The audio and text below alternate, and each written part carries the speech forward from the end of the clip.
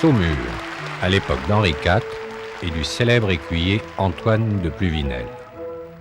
L'écuyer, chargé de préparer alors un cheval pour la guerre, cherchait à rendre son cheval maniable par les leçons de manège.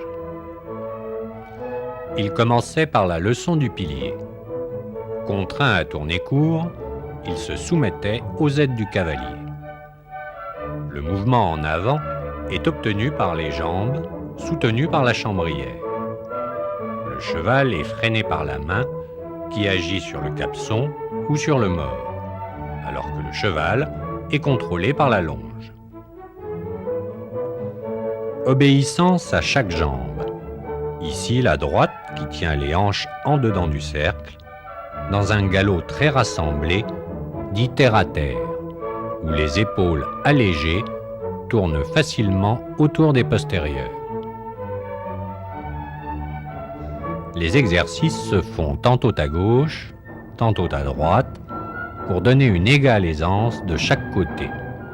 Galop terre à terre, les hanches en dedans, autour du pilier. Ce dressage méthodique avait été introduit en France par M. de Pluvinel après son séjour dans les académies italiennes de Naples et de Ferrare, où il s'était imprégné des méthodes de Gridone, Fiaschi et Pignatelli. Dans les leçons suivantes, le cheval est travaillé en liberté sur les voltes. Par une succession de changements de direction, l'écuyer trace un carré. À chaque angle, on tourne autour des hanches, puis on repart sur le droit, les hanches en dedans.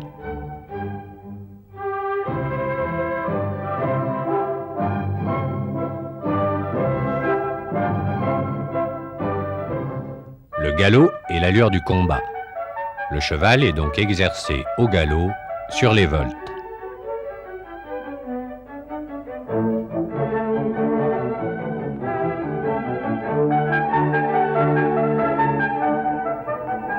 La volte à droite.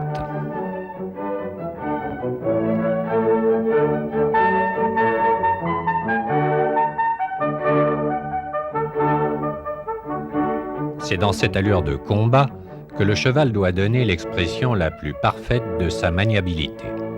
Il le fera dans la passade, figure militaire qui donne le moyen au cavalier de revenir au plus vite sur son adversaire.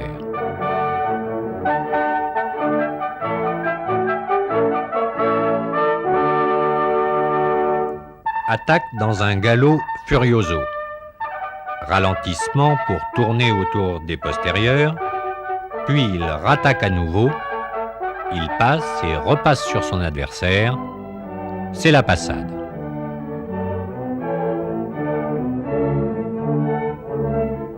La main gauche, appelée main de bride, conduit seule le cheval, alors que la main droite tient la houssine, gaule de houx ou l'épée. Avec le cheval dressé, le cavalier s'entraîne sur des adversaires fictifs au cours de jeux d'exercices qui avaient succédé aux joutes interdites parce que trop meurtrières.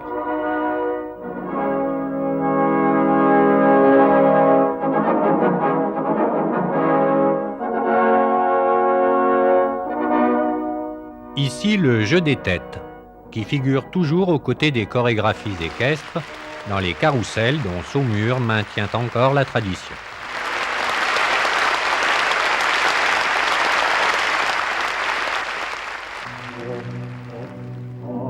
Le goût sévère du XVIIe siècle va épurer cette équitation martiale pour cultiver l'élégance naturelle des allures du cheval qui s'exprime ici sur place dans les piliers avec une énergie mesurée. C'est le piaffé.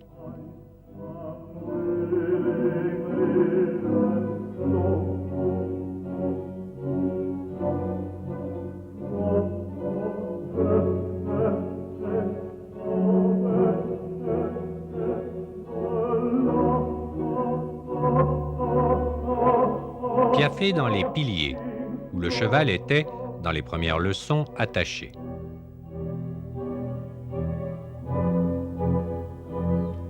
Ardeur et majesté du cheval qui s'exprime dans un trot stylisé et cadencé, le passage.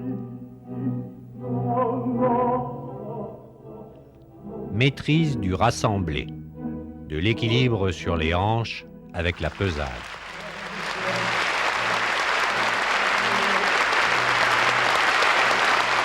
C'était une évocation historique de l'Académie protestante de Saumur, à l'époque où les chevaux d'école étaient d'origine ibérique.